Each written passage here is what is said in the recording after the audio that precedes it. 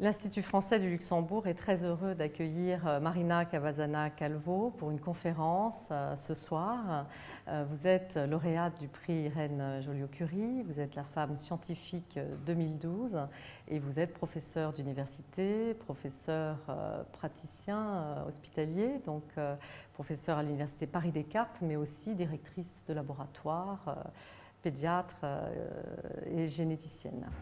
Est-ce que vous pourriez expliquer aux jeunes filles en fait, les raisons qui vous ont mené à embrasser cette carrière scientifique et développer les points pour vous les plus importants de cette carrière?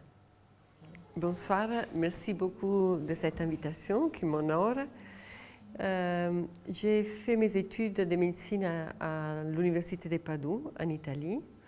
Ensuite, j'ai entrepris la spécialité de pédiatrie. Pendant ma formation comme pédiatre, j'ai eu l'occasion de fréquenter un service de greffe à Paris, chez le professeur Eliane Gluckmann, qui à l'époque était une pionnière de la greffe des cellules souches hématopoïétiques et qui m'a initiée à ce métier. Et par la suite, j'ai eu l'occasion d'écouter une conférence de M. Fischer à un congrès aux États-Unis. Et j'ai remarqué qu'il avait une démarche scientifique assez bien posée, poser une question et il s'est donné des moyens très scientifiques de résoudre les questions posées. Et donc je me suis dit que ça c'était une nouveau approche qui m'intéressait beaucoup de la médecine, surtout de la pédiatrie. Car c'était la raison pour laquelle je m'étais éloignée de mon service de pédiatrie en Italie. J'ai trouvé que les thérapeutiques qu'on proposait n'étaient pas assez ciblées, les questions mal posées, et finalement ça faisait des thérapeutiques lourdes qui procuraient beaucoup de souffrance. Une souffrance d'ailleurs humaine et médicale que j'ai retrouvée aussi dans le service de pédiatrie d'Alain Fischer. Et je me suis posé la question si on ne pouvait pas, avec des recherches scientifiques plus poussées, résoudre les questions médicales de façon moins toxique, plus efficace, en essayant de diminuer la longueur de l'hospitalisation.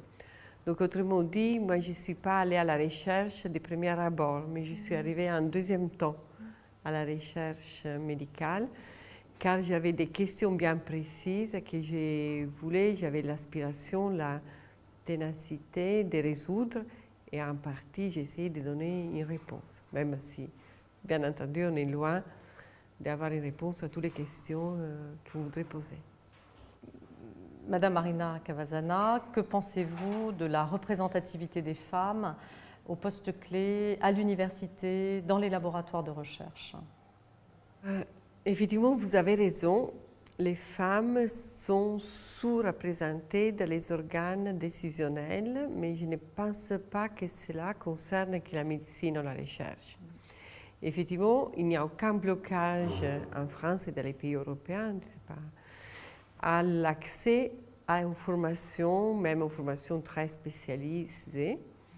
Donc, notamment en médecine, un nombre croissant de femmes entreprend cette carrière.